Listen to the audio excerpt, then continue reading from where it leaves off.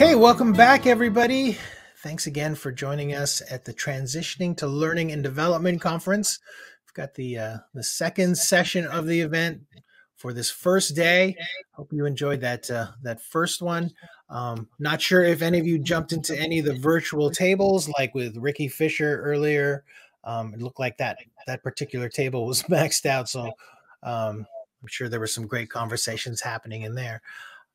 Next session, Kayleen Holt, a great supporter of TLDC and a fantastic speaker. Kayleen is a 25 plus year L&D vet and currently operating Scissortail Creative Services. You have a particular interest in accessibility and inclusion, and thank you so much for strongly supporting TLDC's efforts the last 2 years doing those. I know that I'm probably going to be hitting you up because I want to do another DEI event in the next couple months. So that's coming up. And today, Kayleen is going to be doing Discover Your Teacher Superpowers, learning in, or is it learning or leaning into your It should be leaning. I just noticed that typo this morning. Yeah, leaning into. Okay, I better fix that. I'll fix that. But thanks again, Kayleen. I'm going to go ahead and hide myself and let you take it away. Awesome. Thank you, Louise.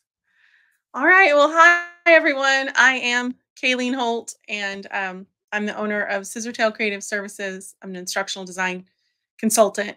I do want to specify, yes, I've been designing learning experiences for more than 25 years. I have been in instructional design specifically for about 17 years. Before that, I was a high school teacher. And I'll talk more about that in just a moment. Thank you for the little applause emojis. Appreciate that. Quick visual description for anyone who needs it. I am a middle-aged white woman with long brown hair, wearing teal glasses that serendipitously match my teal dress. Behind me are some comfy armchairs and some bookshelves. And you might see at some point, my little dog is in here. She's a little poodle mix. Her name is Bailey. So if you see her, just say, hi, Bailey. She's currently behind that yellow chair. All right, before I share my slides, I want to find out who's with me. So first off, I have a poll question. If you go up to the polls on the right, which statement best describes your background? Are you a teacher? Are you a former teacher? Never been a teacher? I just want to know where folks are coming from. All right, so most of you former teachers, few current teachers, few who've never been. Okay. Leave that up for just another second. And I'm going to open another poll. What about your career goals? What are you interested in doing? Do you want a job in instructional design? A different learning and development job that's not instructional design? Not sure yet, just kind of exploring your options, or you're already working in learning and development. And if there's some other option, like for instance, if you are currently teaching, but you're also doing some L&D on the side, just put that in the chat. I'm gonna go ahead and close the first poll. And we see there are 75% former teachers in the group. About 12% never have been a teacher, and about 12% currently teaching. So that's cool. And we have about almost 50% saying that they want a job in instructional design. I will tell you that I think it's Kim Scott going to be talking later this week about other L&D roles besides instructional design, because it may be that, you might think, oh, I want instructional design because that's the one that you hear about the most. That's the one that you see people talking about. And for me personally, it's a great fit. I love it. My favorite part of teaching was always designing the lessons, coming up with really cool ways to teach things. So that's what I love. I also love writing. I was an English teacher in addition to Spanish, and I love stories. And so if I can write scripts and scenarios, that just makes my heart happy. So those are things I love about instructional design, but there's more to L&D. So be sure and check that out. I'm going to close that poll. So we have almost is 48% instructional design, 8% want a job in L&D that's not ID, 27% exploring your options, and 17% already working in L&D. So awesome. Okay, and I see some lovely comments in the chat. Cool, cool. Thank you for sharing those things. I'm going to go ahead and share my presentation. Unfortunately, our meeting platform can't decide if they're going to offer closed captions or not. So I'll have some in my presentation.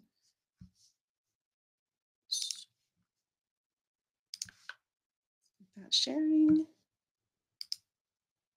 Okay, give me a thumbs up if you see my slides okay. So I'm going to be talking to you about discovering your teacher superpowers, leaning into your L&D strengths. And this presentation was designed specifically for teachers who are moving into learning and development. However, I think a lot of these skills and traits that I'm going to be talking about are applicable to other folks coming into this position. So I just want you to think about, okay, these are skills that people in L&D need. Do I have those skills and how can I showcase them? I'm going to be talking to you about how you can highlight these skills on your resume. So, first, a little about me. Like I said, I came into learning and development from a background in public school teaching. I taught high school English and Spanish, mostly Spanish, even though I wanted to teach English, from 1994 to 2004. Total of 9 years because I took 1 year off to be with my baby. These are my lovely yearbook photos from every year that I taught. Bad 90s bangs and dorky glasses and all. Um, when I transitioned into instructional design, some things I heard from my mentors and my supervisors were, oh, wow, you really get this. Wow, you're catching on fast. Things like that. And what I discovered was that teaching had given me some learning and development superpowers, that there were soft skills that were transferable skills. Oh, just a sec. There we go. I was supposed to share that one. So I had these superpowers that were transferable into the world of learning and development, and that really made the transition a lot easier for me than I really thought it was going to be. And you know what? You probably have these superpowers too. So that is what I want to talk to you about. But before you can land your role in learning and development, you have to get past your nemesis, the hiring manager. The good news is you have skills they need. In a global survey, 91% of employers said that they are struggling to fill positions because of a skills gap. This is according to the Future of Work Report 2022 from Monster Intelligence. So this is right now, they're struggling because they need people to have these skills and they're not finding candidates who do. 70% of employers in the US said that they are willing to hire someone with transferable skills and train them in this job specific skills. Across the globe, this number was 63%. 50% of hiring managers say that candidates need to be able to articulate their skills better. Because even if you have those transferable skills that employers are looking for, if they can't find them on your resume, if you don't convey them in the cover letter, they don't know and they pass you on for some other candidate who does a better job of articulating those skills.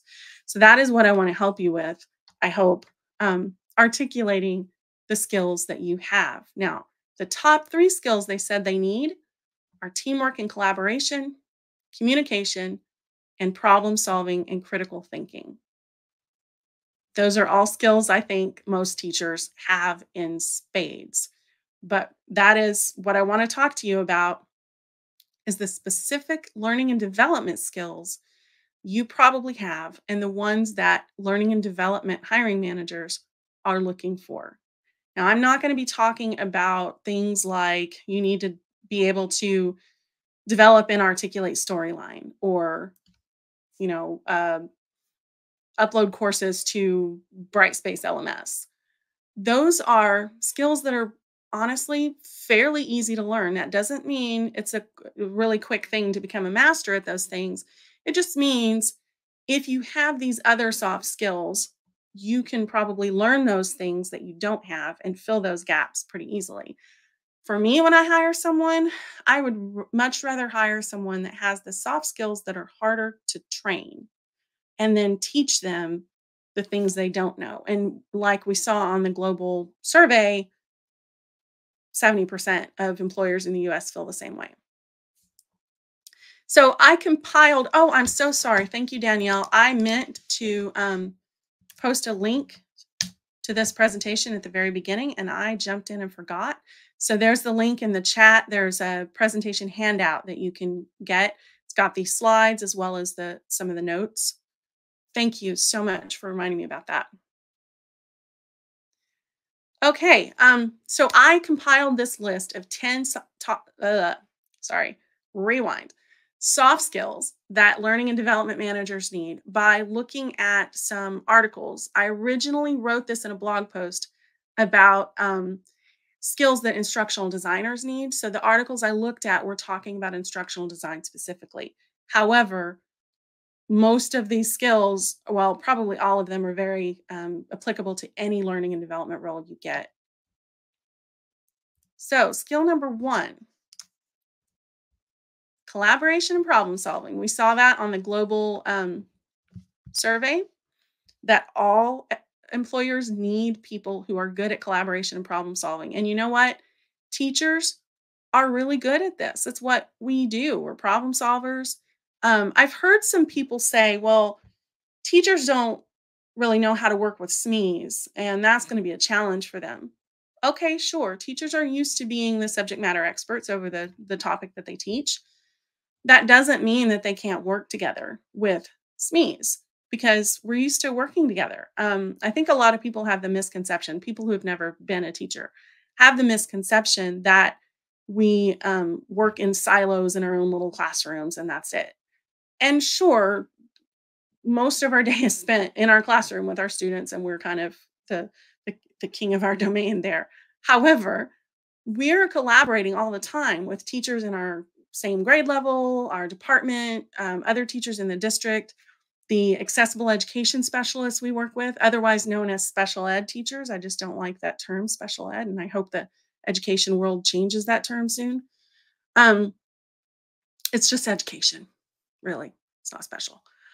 So based on my personal experience, once I was a master at conducting parent-teacher conferences, sometimes with angry parents, and facilitating class discussions with like 30 plus sophomores, meeting with a group of SMEs really wasn't all that challenging. It was a pretty smooth transition, honestly. So if you can think, what does this look like on a resume, first of all? Here's one example. As part of a committee, developed the school improvement plan, which led to a 50% improvement in student test scores. So what can you think of from your experience, your career, that shows that you are good at collaborating to solve problems? Put something in the chat. Help these people, the other folks in the session, get some ideas for what they can put on their resume to highlight this skill.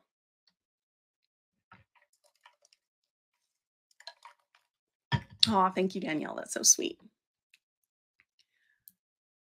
So the second skill I want to talk about is communication. And again, this is something we saw on the global survey. Employers need folks who are good at communicating. Well, teachers, this is what we do all day. This is the heart of our job, really, is communicating. And it's really essential for learning and development fields as well, whether you're going into instructional design, where writing skills are super important, or you're going into training, classroom facilitation, where that oral communication is super important. Even if you're working behind the scenes, like in instructional design, it's still important to be good at oral communication because you are facilitating meetings with subject matter experts. By the way, when I said SMEs earlier, that's who I mean. If just in case you're brand new. Um, so instructional designers in particular, they need to have the lists I reviewed said they need to have commanding communication skills, excel at writing. They need to be storytellers and facilitators. And if you're thinking about your strengths as a teacher, you can probably say, oh, check, check, check, check. I got all of those, most likely. So, what does this look like on a resume? Could be something like facilitated learning activities, wrote scripts for instructional videos. That one looks really good if you've done that. Maintained ongoing communication with parents and other stakeholders. You might have some other ideas. If you've got some, plop those into the chat. I see some for the collaboration one. That's awesome. I'll be reading through all those later, but sharing your examples in the chat is really, really helpful for everyone else in the session, because then they can look and go, oh yeah, I've done that too, and maybe steal some ideas. So our next skill that I want to talk to you about is project management. Like Dr. Strange, you are able to foresee millions of outcomes and choose the best one, maybe. Seriously, though, teachers are badasses. You are organized. I got a job once. My first non-teaching job was in HR, and the person who hired me said, I was looking specifically for a teacher because I know how well organized you all are. Like, seriously. Um, I had fun with the comic book theme. Thanks, Sandra. Um, so even if you don't see yourself as a project manager, you probably have some project management skills. Besides being organized, you've got time management skills. That is a survival skill for teachers. There's always more things to do in the day than there are hours in the day to do them in. So you know how to get stuff done, and you know how to get stuff done with limited resources. You are definitely skilled at that. And teachers are just some of the most creative problem solvers I have seen. Like when schools started going back to person after the pandemic shut down, we had companies that were spending thousands of dollars on these plexiglass dividers for people. Meanwhile, teachers who don't have thousands of dollars to do that were creating dividers out of PVC pipe and clear shower curtains. I'm telling you, teachers are just freaking innovative and resourceful, and those are skills we need in L&D. You're also a natural leader. Now, I can hear some hiring managers who maybe are skeptics say, oh, well, leading a classroom full of second graders is different than managing a team of 5 to 10 direct reports. Okay, sure, it's different. But in my mind, the leadership skills are a lot the same. Now, maybe you can't sing a little song to get your direct reports to pay attention in a meeting, but there are definitely some natural leadership skills that teachers have, and anyone who says otherwise has never been in that role on in a classroom. You try facilitating conversations with a group full of high school students and then get back to me on how hard being a supervisor is. You're also used to working in a fast-paced environment. When I first started my first role in corporate instructional design, I was warned about, oh, it's a high stress, fast-paced environment. You're going to have trouble adjusting because you're used to having all this time off. Yeah. And I just at first it kind of worried me. I thought, oh boy, what am I getting myself into? But honestly, I ended up working fewer hours every week than I was used to as a teacher in this job where everyone else was complaining about all the long hours we were doing. Yeah, I didn't get summer break anymore, sure. But I also didn't need that second income that I had from my summer job that I worked. Y'all know what I'm talking about. So don't listen to the naysayers. You got this.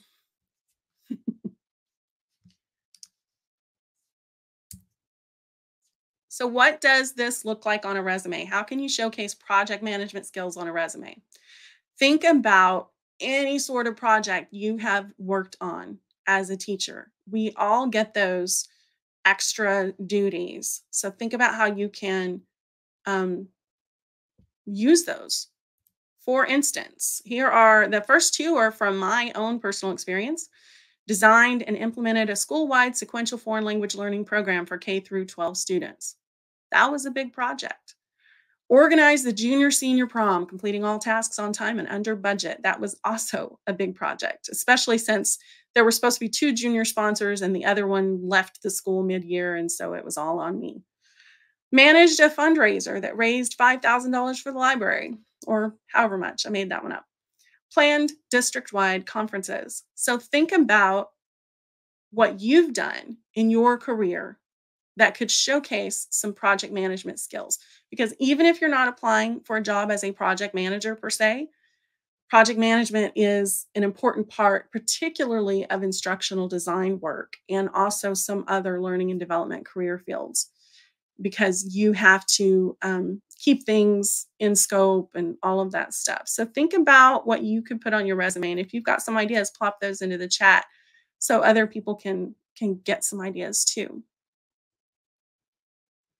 Also, if you have metrics, for instance, that raised $5,000 for the library, if you have metrics that you can associate with what you've done on your resume, those are always really important to quantify your achievements. And I know Kim Scott is talking later in the week. She's not talking specifically about resume stuff, but I know that she does sometimes. So you might catch her in Q&A or at a virtual table. And I know there are other folks here too who are really good at coming up with those bullet points for resumes. Oh, awesome. School's Donors Choice ambassador and recruited 18 Donors Choose, sorry, 18 teachers for DC. That's a great statement for your resume, Carla. And yes, Bella says if you don't know the exact metrics, it's okay to estimate within reason. You don't want, I mean, you want to be honest, you want to be ethical, but estimates are okay. You can, I mean, like raised $5,000 for the library. That would be an estimate. No one is going to think you raised $5,000 on the dot. I don't know. All right, so some more examples coming in. Wonderful, thank you. And I'm going to move on to the next skill or trait, really. Empathy and learner focus. You are the superhero with a heart of gold. You can think from the learner's perspective. And that's really important in L&D. And most teachers have really good instructional instincts because you're face-to-face with your learners every day and you see firsthand what works. Now, of course, adult learners will need, different things than children or teenagers. Honestly, the differences aren't as vast as some people lead you to believe. I mean, just from my own personal experience, of course, I taught high school, so maybe that's why. But my point is that teachers know the value of learner-centered instruction, and that's really, really important. So what does this one look like on a resume? Adapted instructional materials and strategies to meet diverse needs. That's one example. You might think of some others. And thank you for continuing to post things in the chat. Those are awesome. Research and evaluation is the next skill. You are able to dive into data. And yes, I like puns with my little water superhero here.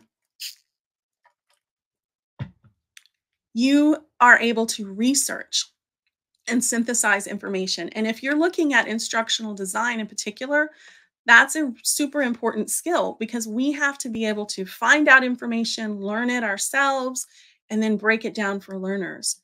We are not always given exactly what we need to teach from the subject matter experts.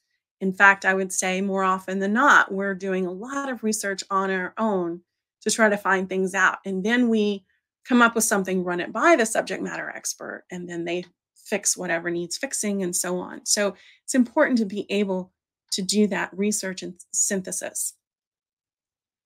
Even if you're an expert in the topic you teach, you're probably already scouring the internet for lesson plan ideas and teaching strategies and more information, so on. And if you're an elementary teacher, my goodness, I homeschooled my kids for a couple of years and I gained a whole new respect for elementary school teachers because no one can possibly be an expert on all of the different subjects that are taught in elementary school. And if you think, oh, well, it's elementary school, those are easy things, just watch a couple episodes of Are You Smarter Than a Fifth Grader? And you'll get on that humility horse that Mike Beanie was talking about in this morning's session. It's not easy. So yeah, you're researching stuff all the time, and synthesizing that. You're also really good at evaluation. In learning and development, we need to evaluate the effectiveness of learning programs. Well, teachers do this all the time, maybe not as formally, but you're conducting little mini pilot tests in your classroom all the time.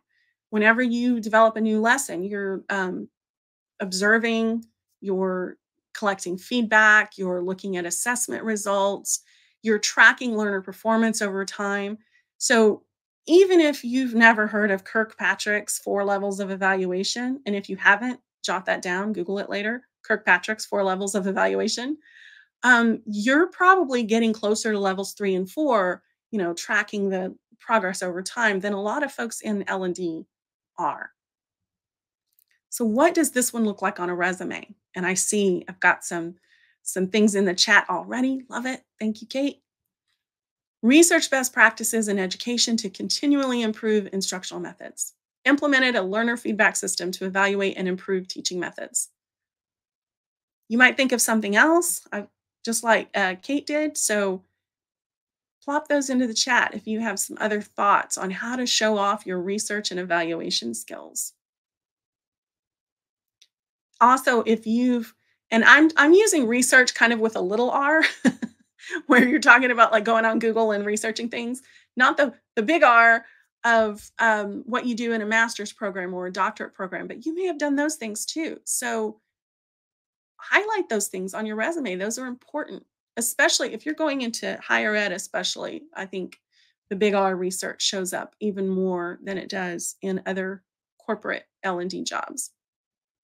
Oh, thank you, Bella, for posting about the Kirkpatrick model. All right, the next skill I want to talk to you about is your education and knowledge of learning theory and models. You know how people learn and how to structure learning experiences. Now, you might not yet know all about adult learning theory. Maybe you don't know who Malcolm Knowles is yet. There's another one to jot down and look up, or Robert Gagne, or some others that other folks might think of, plop in the chat. But you can find those things out. The important thing is you have a basic understanding of how people learn. And yes, you have some upskilling to do and some reskilling, but I don't think the gaps are as big as maybe you worry that they are. Here's an example from my own experience. When I interviewed for my first corporate ID position, the interviewer, who later admitted to me that he was trying to trip me up and was actively trying to trip me up for a while, asked me about Gagne's 9 events of instruction. And I am sure I gave him a deer in the headlights look because I had no idea. I didn't know who Gagne was. I didn't know about these 9 events of instruction. And fortunately, oh, Jason, there's a name I've never heard of. My goodness. I'll be Googling that later. All right. So fortunately, the other interviewer in the room was a former classroom teacher. And she leaned over to me and she said, Robert Gagne, it's just like Madeline Hunter. And Madeline Hunter, I knew something about. I don't know if they still teach Madeline Hunter, but they did back in the Stone Age when I went to college. And that was something I knew from my teacher ed program. And so I thought, okay, he wants me to talk about how I structure my lessons. And so I talked about that, the structure of a lesson, how it's organized. And I must have done a decent job at explaining it and showing that I knew something about what I was talking about because I got the job. So, how can you highlight these kinds of skills on a resume? It might show up in your education part of the resume, but it might be things like developed lesson plans and instructional materials, shared innovative instructional methods with peers at professional development events. If you can drop in specific learning theories that you like to use, that's always nice too. Teresa says there are schools still using Hunter. Okay, great. So that one's not extinct yet, huh? From my dinosaur age. I don't know. That was a long time ago for me. All right. So how can you highlight skills on your resume? What are some ways that you could show off your knowledge of learning theory and models? And it may be that this shows up in your portfolio. If you're going for an instructional design position, you could talk about how you made your design decisions. And that is one thing I will say. There's going to be a session later in the week on how to do portfolios, but I will say when you're putting together a portfolio, putting a little text, a paragraph or 2 or 3 in there about the design decisions that you made is really, really important. That's perhaps more important than the product itself, is being able to see how you made those decisions and why you chose to do things a certain way. What problem were you trying to solve and how did you go about it? Those are really important for portfolios. And again, that's mostly for people in learning or in instructional design roles, because other learning and development roles, a portfolio isn't quite as important. Moving on to skill number 7, creativity and visualization. I already said how much I admire the creativity of teachers. You're just so innovative and resourceful. You also understand that it's important to present ideas and concepts visually. So, and by the way, since we just talked about learning theories, and now I'm talking about presenting concepts visually, I do want to let you know, if you're still talking about learning styles, stop it.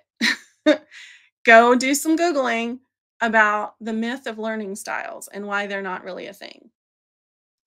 So that said, it is still important to present concepts visually because this is something that helps most people learn. And you don't have to be an artist to do it. If you're using your presentations and whiteboards and smart boards and screens and bulletin boards, you're conveying visual information. You might even already be creating infographics and posters and things. In fact, some of the best infographics I have seen shared on LinkedIn are from transitioning teachers who are working out loud, sharing their work, sharing what they're learning as they're reading books and taking courses to learn about learning and development. So, how can you showcase your creativity on a resume? Well, more than likely, if you're going for an instructional design position, your creativity and your visual design skills are going to show up in your portfolio. Don't get too creative with the resume because there are still some companies that are using like assistive or AI to screen those resumes. And so you don't want to get too creative with your layouts and so on. You just want to present the information. But your portfolio, you can be very creative with that. If you're not going for instructional design, you might put some things on your resume that to show what you've done. And these are kind of generic, but created and updated visual displays, developed multimedia learning materials. If you've developed instructional videos, things like that, show that off. All right. Got some love for the calling out of learning styles in the chat. Awesome. All right, if you can think of some other ways to call out your creativity on a resume, just plop those into the chat too. And I'm going to go on to skill number 8, your passion for learning. Teachers love learning, right? That's why we go into teaching, because we want other people to love learning and we want to help them do it. And that's what learning and development is all about. And hiring managers want L&D professionals to be passionate about learning and willing to learn new skills. Connie Malaman, talking specifically about instructional designers, said we need to be obsessed with learning everything. And that's true. By the way, if you're not following Connie Malamed, she has a blog called the E-Learning Coach. Really great blog. So most teachers are by nature lifelong learners. That's just what we do. And this one is probably going to show up on your education section of your resume. If you've been taking continuing ed classes or, webinars, going to conferences, you can list those on your resume and it shows a potential employer that you are always wanting to learn new things. Oh, I'm going to be grabbing that link, Cindy. Thanks. About learning styles. All right, so here are a couple things. Well, one thing you could say about your passion for learning. Maintain professional certifications by taking continuing education classes. You might not need that as a bullet on your resume if your education section is showing that you're doing that. But if you can think of other things to put on there, just plop those into the chat while I go on to number 9, tech savviness. You can use educational technology. Now, here's one thing. When I left teaching back in 2004, I didn't have an LMS. I had never taught in Zoom. Zoom wasn't a thing. I didn't even have a computer in my classroom for the first few years that I taught. So back then, having any sort of educational technology skills wasn't a given in teaching. It was something that was kind of special. I did use educational technology, but educational technology then was a little different than it is now. Um, so you might not know Storyline yet, or Captivate, or any other authoring tools that you see mentioned on job descriptions, but chances are you've used an LMS, you've probably taught over Zoom, you've used other ed tech. So talk about those things on your resume, and you can learn the other things. So what does this look like? Maybe administered courses in the LMS, developed an online writing forum for students. That's something I did back in the day. Facilitated classes over Zoom. There's probably all sorts of other things. What could you put on your resume to show off your skills in technology? And obviously, if you're going into instructional design, it's important to start learning those authoring tools. That doesn't mean you have to shell out $1,000 for Storyline. Um, you might need to if you're wanting a job specifically for Storyline, but there are other authoring tools out there that are less expensive, some that are free, that you can play with to create something in your portfolio that shows you've got the chops to design e-learning. And then when you get hired on, your employer will, I hope, provide the license for Storyline. Now, that doesn't mean you don't need to learn Storyline. Like I said, if you are wanting to be an e-learning developer, a lot of companies are going to want that. So you can do the 30-day free trial, but before you do that, spend a lot of time watching the videos and coming up with what you want to create so that you can really maximize your 30 days with that tool. Ashley, don't let me forget to come back to your answer, but I'm going to open that up to people in the chat too if you want to talk about what free tools you recommend, because my brain just went blank. But there are, like, 7taps has a free version for micro learning. I think Evolve has a free version. I can't remember, so somebody else correct me. Ed Apps is another micro learning tool I've used. I love that tool. However, I really hope they get better at accessibility soon, because that's why I'm not currently using it. 7taps is better for accessibility. There's one that's, pardon me, I have dyscalculia, so numbers do not stick in my head. And there's one HT5 something. I don't know. You guys tell me. There's one that's free and open source. Thank you, H5P. Thank you, Bella. Could not come up with that for the life of me. So there are other tools out there. And Sandra says EduFlow has a free version, bit like Rise. It's good to know. Evolve is a bit like Rise too, but I cannot remember if it has a free version. Adapt, Bella says, is free. Twine, of course. Why didn't that one come to mind? So if you are wanting to do branching scenarios, kind of like the choose your own adventure stories, Twine is really good for that. And Christy Tucker has an awesome blog for learning more about how to do that. So christytuckerlearning.com. Thank you. Great resources being shared in the chat. Awesome. I'm going to move on to the last skill, number 10, that I want to talk about, and that is flexibility. Flexibility is really important in any job, including learning and development, and teachers are pretty dang stretchy. You are not afraid to stretch your limits. In fact, teachers are being asked to be a lot more stretchy than they should be lately, which may be why you're here. There's only so far you can stretch. Being flexible in a job doesn't always mean you're expected to be superhuman. It can mean learning new things, taking on some additional tasks, adapting easily to change. That's a big one. These are essential qualities in any career field, and especially learning and development. So I've already got, Kate's got an example in the chat that you can put on a resume if that is something that applies to you. I am not encouraging anyone to put something on a resume that isn't honest. So some other ways this might show up on a resume: adapted instruction to meet individual learners' needs, not learning styles. Assumed additional teaching responsibilities in response to shortages. That one you may or may not want to include on a resume if you don't want to end up working really long hours or something, but it's just a thought of something that you probably have done. So if you can think of other ways to highlight on your resume that you're flexible and that you can adapt to change, drop those into the chat, please.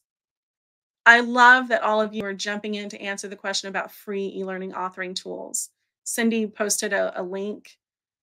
Teresa posted a link. So really awesome information being shared in the chat. Thank you for that.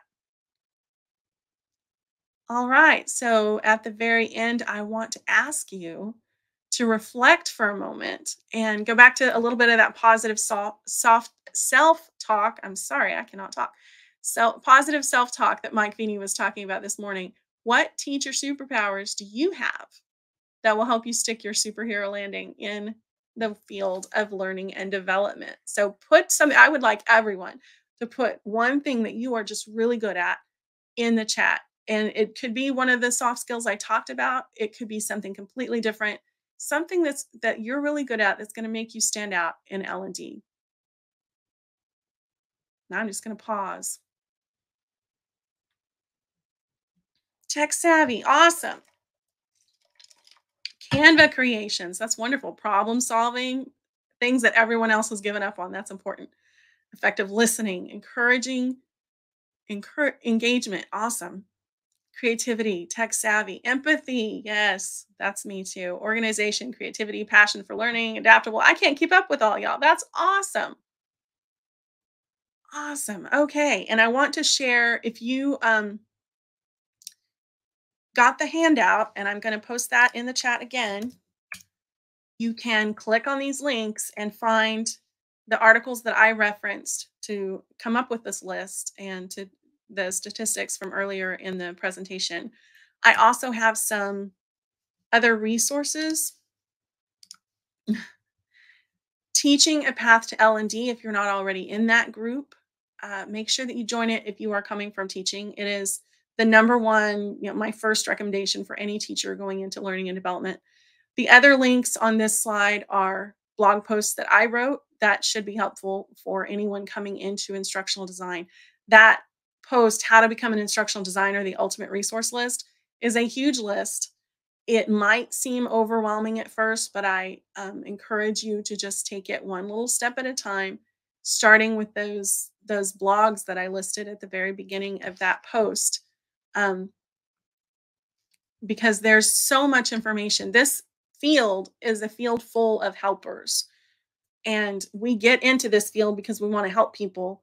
Therefore, there have already been a ton of articles written, a ton of podcasts, a ton of videos posted for free to help other instructional designers, other learning and development professionals get started in this career and succeed in this career. So before you shell out money for an academy or a certificate, I'm not saying that you shouldn't, because those things can be valuable. But before you do that, look at what's already available out there for free. And there's a lot.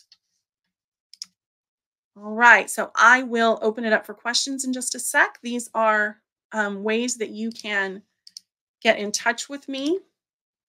My preferred method is, connect with me on LinkedIn. That's always good, but my email address is there too, my Twitter. And I have a blog at scissortailcs.com that I would love for you to check out. This is a link to that How to Become an Instructional Designer Ultimate Resource List. Thank you, Megan. Yeah, okay. And I just, Ashley said, can you please resend the link to this presentation? If you look up just a few chat messages, I posted, well, no, that's LinkedIn. I thought I posted it again. Just a second, and I'll post it again. There you go. Okay, so I would like to see if we have any questions. If I've missed any in the chat, Luis, you can let me know. I'm looking now.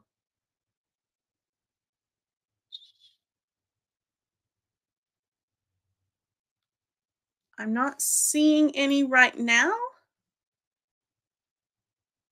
If you posted a question and I missed it, please plop it into the chat again because I just am not seeing it. So thank you so much for your kind words and engagement throughout this presentation. It's been a lot of fun. All right, so there is a question. What do you think is the most common reason why transition teachers get rejected during work interviews?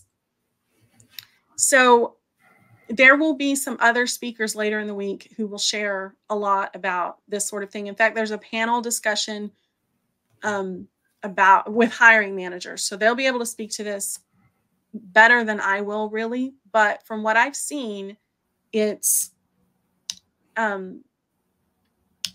teachers not necessarily understanding how to translate their skills into the language of learning and development, and how to show that what you know and what you can do is relatable to a learning and development career.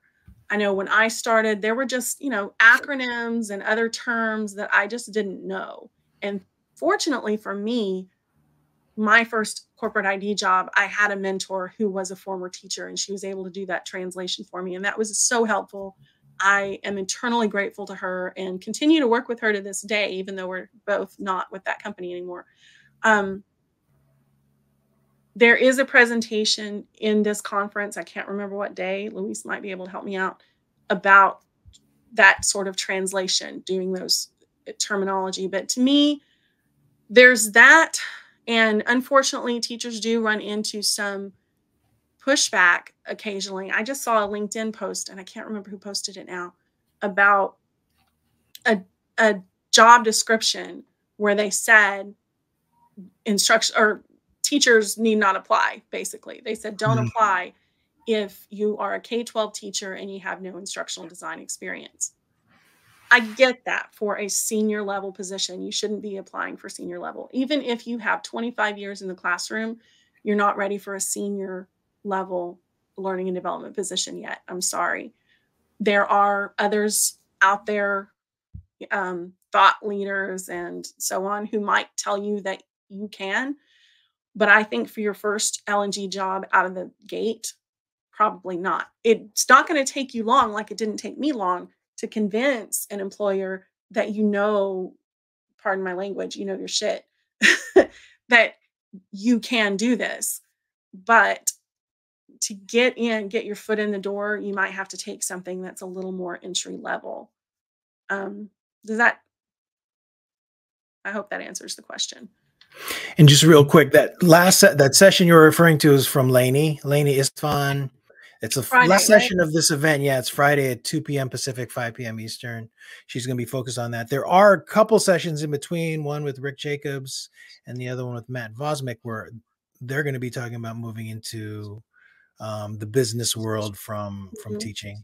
But yeah, and we have a few different posts. Kara, I believe it was Kara tomorrow. Kara's tomorrow morning. Yeah, is going to be talking about skills that instructional designers need.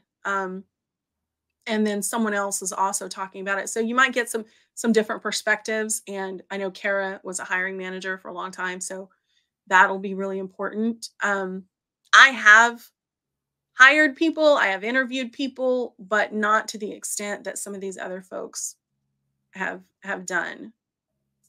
Yeah, and there's the panel with hiring managers too. Luis, do you know what day that's on? Yeah, that's Tom McDowell. And he's going to have Kara, Heidi Kirby, and Emma. Oh, I can't remember Emma's last name from the UK. So far, those are the three on there. And that's Friday as well, I believe. Yes, Friday at 9 a.m. Pacific time, noon Eastern. Cool. Thank you. All right. And I want to share that throughout the week, you might see me at my virtual table, usually from like 2 to 3 Central Time, which is like right now, it's almost 2 o'clock where I am. So We Yeah. translate that to your time zone. And I'll be at my virtual table, and you can share your resume or your portfolio with me, and I'll give you feedback. It's one person's feedback, but I mean, I hope that's helpful.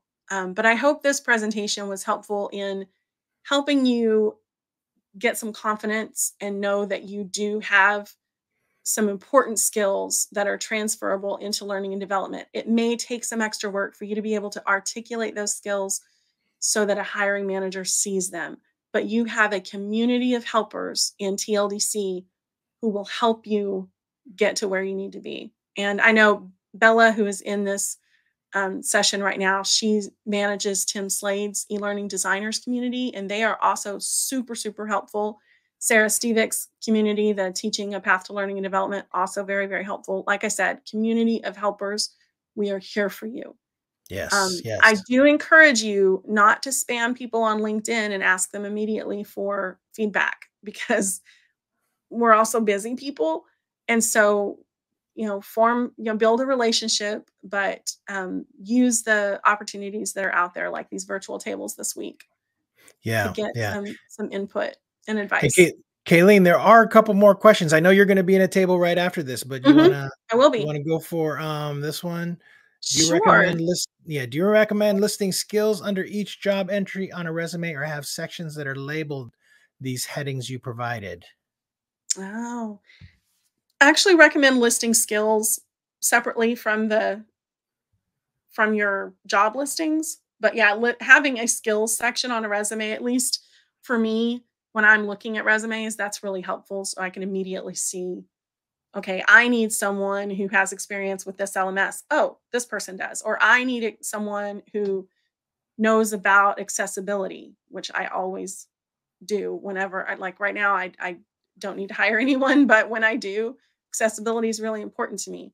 So those sorts of things, highlight them on your skills. I don't know that I would make sections labeled like the headings I listed in the presentation, but if you can call any of those skills out, that's important, especially those top 3 that employers mentioned in that global survey. Okay, I got another one for you. This one's from Russell Sweep. I've heard that some recruiters don't encourage soft skills in your resume. Do you believe there should be a balance between soft skills and hard skills? Yeah, yeah, I think a balance is a really good approach, because I think the reason that some recruiters don't encourage soft skills is because anyone can say, I'm a people person, and whether it's true or not. What you want really is evidence that shows that you're good at those things. So rather than only listing collaboration and problem solving, show me how you collaborated with people and solved a problem. That's what I want to see. I want to see evidence. Excellent. Okay. Well, so we have you at a virtual table coming up right at 12 Pacific, 3 Eastern, and then after that, Allison Solers is going to be on a virtual table to discuss what was it? It was understanding L&D job ads and your resume. That's a great opportunity as well. Allison, I just Absolutely. interviewed Yes. her in one of our teacher transition episodes, and she's fantastic. So I highly recommend that as well. So make sure that you take a look at the agenda, and then of course tomorrow we're starting with Kara North, who is definitely somebody it would be great for all of you to see, and the rest of the day is looking fantastic as well. So hopefully the schedule is okay with everybody. I kind of wanted to build it so that there was space in between to get some work done. I know I'm getting some work done in between, and hope you enjoy the rest of the event. Kayleen, thank you again so much, and we'll see you on the virtual table. Thank you. Okay, thanks Bye. everybody. Bye bye.